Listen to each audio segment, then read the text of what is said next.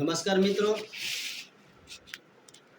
આપ સમગ્ર કાજેડી ગામજનોને મારે મીડિયાના માધ્યમથી આજે જે ઘટના ગ્રામ પંચાયત ઓફિસે બની છે તે બાબતે મારે તમામ ગામજનોને જણાવવું છે।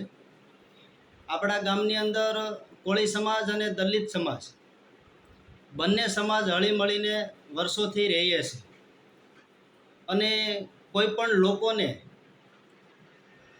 દલિત સમાજના લોકોની સાથે કે કોળી સમાજના લોકોની સાથે અણબનાવો બન્યા નથી। સારા અને નબળા પ્રસંગોમાં આપણે સાથે બેઠી અને પ્રસંગો આપણે ઉજવતા હોય। આજે ગ્રામ પંચાયત ઓફિસે હું મારા કામેથી ગયો હોય ત્યારે ગામમાંથી અરજદારો પણ આવેલા હોય ત્યારે આપણા ગામની અંદર શાંતિ ડહોળવાના જે પ્રયત્ન થઈ રહ્યા છે ત્યારે અગાઉ ભૂતકાળમાં જે માણસે આ ગામને ખૂબ હેરાનગતિ કરી હોય તે માણસ ત્યાં આવી અને તલાટી મંત્રી સાથે અને અમે જેને હાજર લોકો હતા તેની સાથે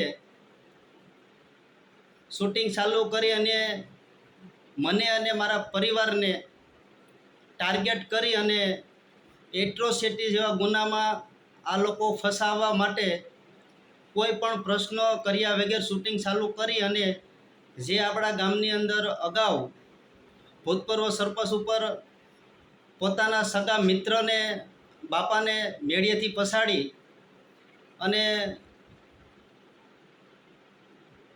તેનું મર્ડર કર્યું હોય તે જ મર્ડરમાં આપણા પૂર્વ સરપંચને સામેલ કરી અને 302 કરાવી અને તેના પરિવારની સાથે સમાધાનના પૈસા લઈ અને સમાધાન કર્યા હોય।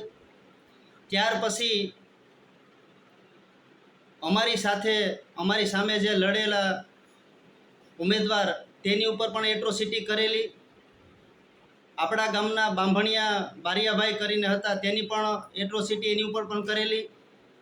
આપણા ગામના સાધુ નિલેશ બાપુ છે તેની ઉપર પણ એટ્રોસિટી કરેલી।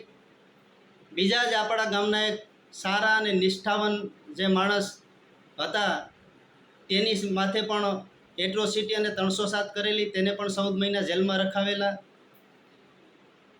એના જ મિત્રનું મર્ડર કરાવી અને બીજા જ ગામના લોકોને 11 જણાને જેલમાં પુરાવી અને આ ભાઈએ કોળી સમાજને નુકસાન કરવામાં કોઈ બાકી રાખ્યું નથી। આ ગામની અંદર જે સરપંચો છૂટાય તે તમામ સરપંચો ઉપર આ ભાઈએ એટ્રોસિટી 307 302 આવા ગંભીર ગુનાઓની ફરિયાદો કરાવેલું છે। તે હેતુથી આ ભાઈ આજે પંચાયત ઓફિસે આવી અને મારી ઉપર એટ્રોસિટી જેવો ગંભીર ગુનો દાખલ કરાવવાના પ્રયત્નો કરેલ હોય। મેં આ ગામની અંદર એક પણ રૂપિયાનું ખોટું કર્યું નથી।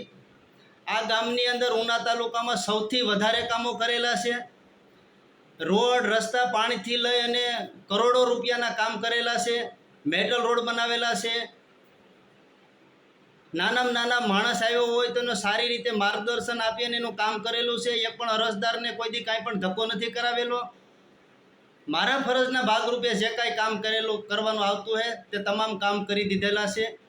પણ આવા લોકો જે જમીન ઉપર કબજો જમાવીને બેઠા છે, 20 વીઘા જમીન પોતાને નામે કરવી છે, એ માટે થઈને પંચાયત ઓફિસમાં એ લોકો આવી અને ધાકધમકી આપી અને ખોટા પુરાવા ઊભા કરી અને નામે કરાવવાના પ્રયત્નો કરે છે। એટલે એ જમીન બાબતમાં આપણે એને સ્પષ્ટ ના પાડી દીધી કે એ જમીન ઉપર અમે આજે પણ ઠરાવ નહીં કરીએ અને કાલે પણ નહીં કરીએ।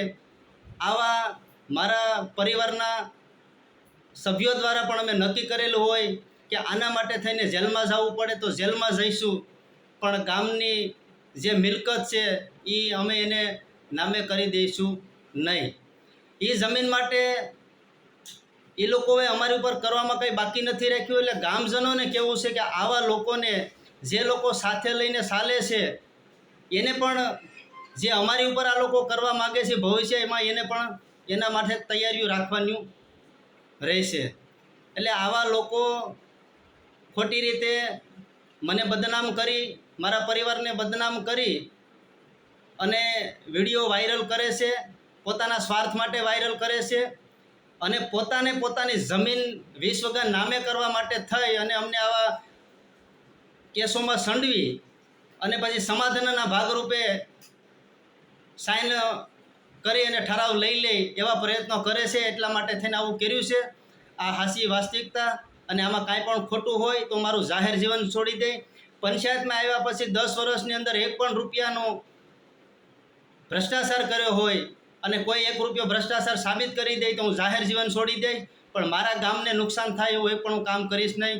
જય હિન્દ, જય ભારત, જય કોળી સમાજ.